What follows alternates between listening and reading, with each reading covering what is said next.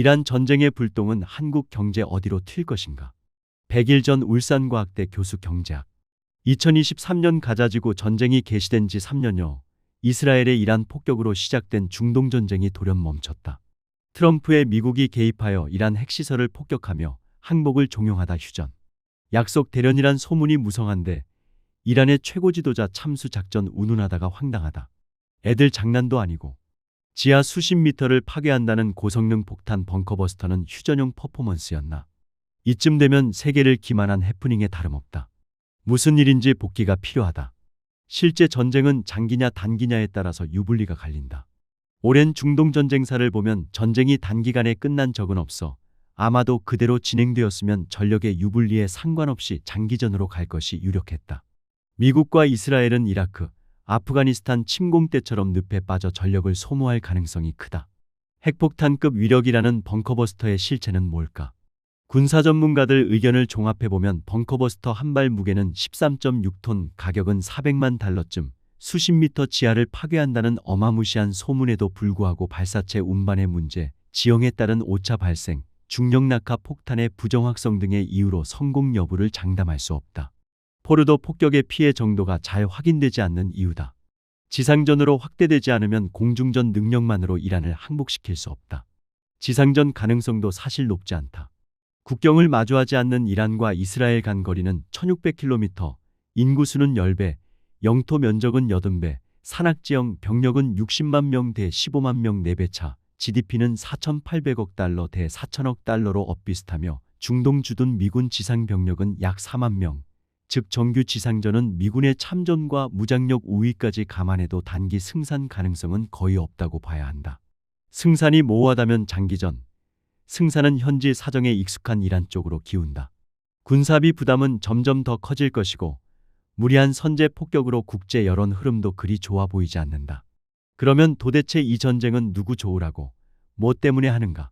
근 100여 년간 남북분단이 해결되지 않고 때만 되면 전쟁 위협 운운하는 한반도 입장에서 보면 중동전은 남의 일 같지 않다. 이 전쟁이 한국 경제에 미치는 영향은 뭔가? 미치광이 트럼프가 개입하였으니 엉뚱하게 불똥이 튀는 건 아닌가? 우려하던 그 불똥이 튀었다. 나토와 마찬가지로 국방비를 GDP 대비 2.8%에서 5%로 증액, 미국 돈으로 350억 달러를 더 내놓으란다. 그래서 그걸 내면 한반도 전쟁 위협이 뚝 멈추기라도 하는가? 아니라면 군비를 강화해서 긴장을 고조시키고 대만에서 중국 혹은 한반도에서 북한을 건드려서 세 번째 전쟁, 즉 신냉전을 신열전으로 바꾸고 싶은가? 중미 갈등이 하루 이틀 거론되는 것도 아니지만 그래도 직접적인 군사적 무력 충돌로 치달은 적은 없는데 동북아에서의 전쟁이란 설마 지나친 상상에 지나지 않겠지. 동북아까지 세계의 전쟁은 없다고 하면 결국 중동으로 제한된 지역전 확전이다. 그러나 확전은 세계 최대 국가 채무 40조 달러를 짊어진 나라, 미국의 능력을 넘어선다. 언제부턴가 미국은 직접 참전을 삼가고 전쟁을 틈타 경제 실익을 챙기는 쪽으로 돌아섰다. 이번에도 전쟁 위험을 고조시키고 상대방의 잠정 위협을 각인시킨 후 격출하는 방식이다. 전쟁은 돈을 쓰든 벌든 결국 실익이 누구한테로 들어가느냐의 문제다. 네타냐후는 전쟁 확대로 자기 정권의 수명 연장을 도모하는 전쟁광들의 국수주의를 재건하고 미국은 핵위협 제거를 명분 삼지만 대량살 상무기가 발견되지 않은 이라크 침공 사례로 보면 이란 핵시설의 사실 여부에 관계없이 위협의 확장, 큰 그림 만들기, 딴 주머니를 노리는 속셈이 보인다. 2024년 미국 국방전략위원회 미 국방전략검토보고서 거기에는 그간 거론되지 않았던 이란이란 나라 이름이 드디어 등장한다. 즉 중국, 러시아, 북한과 이란이 전략적으로 협력하는 단기적 대규모 전쟁 가능성을 지적하며 총력전을 준비해야 한다는 것이다. 그 대비책으로 여러 지역에서 동시다발적인 갈등이 발생할 경우 이에 대비하는 다중 전역 군사 구조를 달성하기 위한 가령 미일 합동사령부를 제안한다. 실제로 윤석열 정부 시절 한반도 역사상 단 한 번도 시도되지 않았던 한일 군사협력 또는 한미일 동맹이라는 단어가 등장했던 것은 아마도 이런 보고서의 영향일 것이다. 그런데 이 장면은 어디서 본 듯한 오래된 기억을 떠오르게 한다. 독일과 일본 군비를 GDP 대비 5% 각각 2천억 달러, 미국에 이어 세계 2위 수준으로 올린다는 시나리오. 이건 마치 다중이라는 이름으로 2차 대전 동맹국, 전범 독일과 일본의 재무장을 허용한다는 소리가 아닌가. GDP 4,800억 달러, 미국의 80분의 1에 못 미치는 경제 약국, 이란을 끼워서 전범들의 재무장이라니 너무 막 나가는 것 아닌가. 세상은 별일 다 있으니 이 보고서가 이런 시나리오를 한 번쯤 상상한다고 해서 그네들 입장을 뭐라고 하지는 못한다. 그래도 이건 아닌 것 같다. 작전을 전격 감행할 다른 직접적인 이유가 또 있을 것 같은데 우리가 중동하면 알기 쉽게 떠오르는 경제적 실익을 상징하는 단어는 석유 또는 에너지 아닌가. 석유값 그와 연관된 석유 자본의 문제라면 앞뒤가 꿰인다. 다음은 양대 전쟁이 발생했던 2022년 이후 최근 6월까지 3년간 석유값 변동 추이다. 이스라엘, 우크라이나 양대 전쟁 발발기인 2022년 배럴당 100달러대로 고공행진하던 석유값은 2023년에서 2024년 87달러 전후 트럼프 집권과 더불어 종전회담이 거론되는 2025년 들어서는 급락하여 손익분기점 선인 3년 내 최저치 60달러, 이란 전쟁으로 확전 후 급반등해서 75달러 선, 전쟁이 장기화되면 다시 100달러 선을 넘는 것은 잠깐이다. 중동전 확전의 배후에 석유 에너지가 있다는 명백한 증거가 또 있을까? 이란의 주요 석유항이 폐쇄되고 호르무즈 해협이 봉쇄되면 유가가 급등한다는 것을 이해관계자들이 모를 리 없다. 우크라이나 전쟁 확전으로 러시아산 가스 수송이 봉쇄되자 미국산 셰일가스의 대유럽 수출이 사상 최고를 이루었던 것처럼 전쟁은 세계의 시민들을 궁핍하게 하지만 에너지 산업과 그 이해관계자들의 배를 불린다. 석유값이 오르면 2025년 0%대 성장이 예측되는 한국 경제가 더 어려워질 것임은 말할 것도 없다. 전 세계 유류의 34%가 운행되는 호르무즈 해협 봉쇄, 당연히 옆 통로 수에즈 운하 봉쇄 기간이 연장될 것이고 해운이 남아프리카로 우회하기 때문에 물류 기간이 더 길어지고 유럽행 해상 수송비가 폭등하면 수출입 물동량이 큰 산업이 포진한 한국은 또다시 어려움을 겪는다.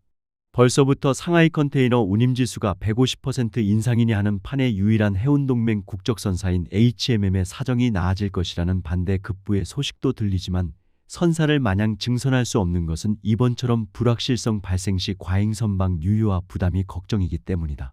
그런데 마치 짜고 치는 고스톱 같은 휴전과 석유값 하강이 연계된다. 어찌 된 일인가?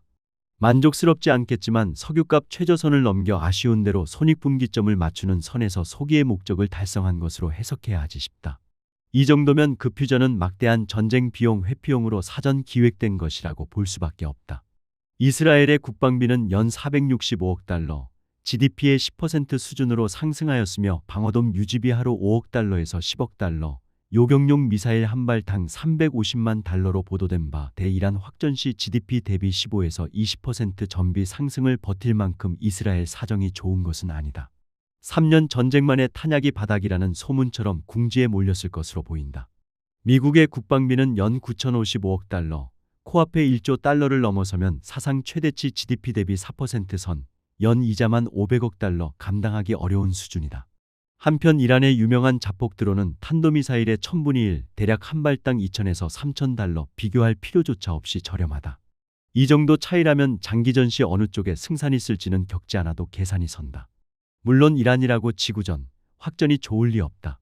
그래서 배꼽을 맞춘 휴전이고 종전을 위한 약속 대련이다. 대신에 휴전과 함께 증권 수치는 오르고 이 모든 사전 금융정보를 좌우하는 정책 결정은 마이다스의 손 트럼프에 달려있다. 트럼프는 공공연하게 자신의 금융투자 소식을 전하는 바 최근 몇 개월간 21억 달러를 벌어들였단다. 4월 급등락은 관세 도발과 유예 번복, 6월 이란 공습 도발과 돌연 휴전, 그 급등락의 금융정보가 한 사람에게 쏠려 있다면 이걸 투자라고 해야 하나, 투기 유혹이라고 해야 하나. 세계가 한 사람의 장사꾼에 의해 농락당하는 것 같아 씁쓸하다. 좋은 소리 못하고 나쁜 소식만 열거하니 답답하다. 남의 나라 전쟁이니 탈출구가 잘 눈에 띌 리가 없다. 그나마 몇 수십 년 전의 베트남 또는 이라크 참전, 얼마 전에 윤석열 정부 때 말 많던 우크라이나 군수지원 같은 소리가 또 나올까 걱정이다. 그 베트남과 지금은 동남아시아 최고 수준의 교역 관계여서 까맣게 잊혀진 듯 하지만 참전의 아픔은 아직도 50년째 양국 모두에게 부담으로 남아 많은 사람을 숙연하게 한다. 트럼프의 전쟁 발빼기에도 불구하고 이스라엘, 이란 전쟁의 불씨가 완전 사그라든 것으로 볼 수 없다. 돌연 공습제계 소식도 낯설지 않아 당분간 유가가 최저선 이상에서 유지된다면 석유상들의 급한 불은 해소된 것으로 본다. 다만 약속 대련, 전쟁 소강 후 진영의 분리는 더 분명해질 것이다. 미국-이란 관계는 당분간 소원할 것이며 핵시설 폭격을 공식화한 사정상 미국은 으름장을 놓을지언정 공개적인 대이란 추가 핵사찰을 공언하기 어렵고 이란은 대놓고 말하지는 않아도 핵 개발을 고민할 것이다. 대대적 충돌의 위험은 수면 밑으로 잠시 내려갔을 뿐이다. 불씨가 살아있는 한 양대 전쟁이 질러놓은 불, 나토, 일본, 한국 등에 대한 GDP 대비 5% 방위비 상향 공언은 유효하다. 비용 분담의 수용 여부를 떠나서 얼마라도 인용된다면 그 상당 부분은 전력 현대화의 핵심 공중전 병기, 전투기와 미사일 방어체계, 결국 동맹국 주요 공군 전력의 공통점으로서 미국산으로 설계될 것임은 의심의 여지가 없다. 선택은 불가하다. 1차 대전 당시 독일 무기상 헤링게는 유사시 필요 무기 생산 능력을 유지하려면 평화시의 무기상들에게 수출의 자유와 철저한 장사꾼이 되도록 두어야 하고 청렴윤리를 강요하는 것은 넌센스라고 진술한 일화로 유명하다. 록히드나 보잉은 좋겠다. 그들은 양심도 필요 없고 돈을 벌 수 있다면 로비와 향응은 물론 전쟁 시 얼마가 죽든 개의치 않는다. 2025년 5월 현재 미국의 제일 수출 품목은 항공기 및 부품 464억 달러, 2024년 대비 6.5% 증가, 관세 전쟁 속에서도 사상 최대치다. 소름이 돋는다. 이란의 운명을 걱정하기엔 확실한 전쟁 정보가 너무 적다. 그러나 전쟁 수습 과정에서 이란은 이스라엘과 미국 이외 국가, 가령 중국, 인도, 파키스탄, 러시아 등 직간접적으로 이란을 지지한 세칭 브릭스 국가들과 교역 확대를 도모할 가능성이 크다. 이란은 석유 에너지 및 자원 강국이고 미국을 포함한 나토 혹은 G7국이 아니더라도 막대한 석유 에너지를 교역할 다수의 우호 세력을 확보한 거나 마찬가지여서 복구는 급속하고 빠르게 이루어질 것으로 생각된다. 한때 에너지와 자연자원, 공산품 등에서 밀접한 교역 관계를 형성했고 축구로도 가까웠던 이란과 우리의 관계는 어쩔 것인가. 실용주의 칭호를 두른 새 정부는 향후 중동 정세에 대해서 어떤 의견을 갖출지 매우 궁금한데 나토 회의 불참 소식이 들린다. 곤란한 시점에서 트럼프가 나토에 오면 무슨 소리 할지 뻔한데 회원국도 아닌 옵저버로서 이 수렁에 한 발 담그면 물귀신을 걱정해야 한다. 발을 뺀 건 적절한 선택이다. 기죽지 말자, 이재명.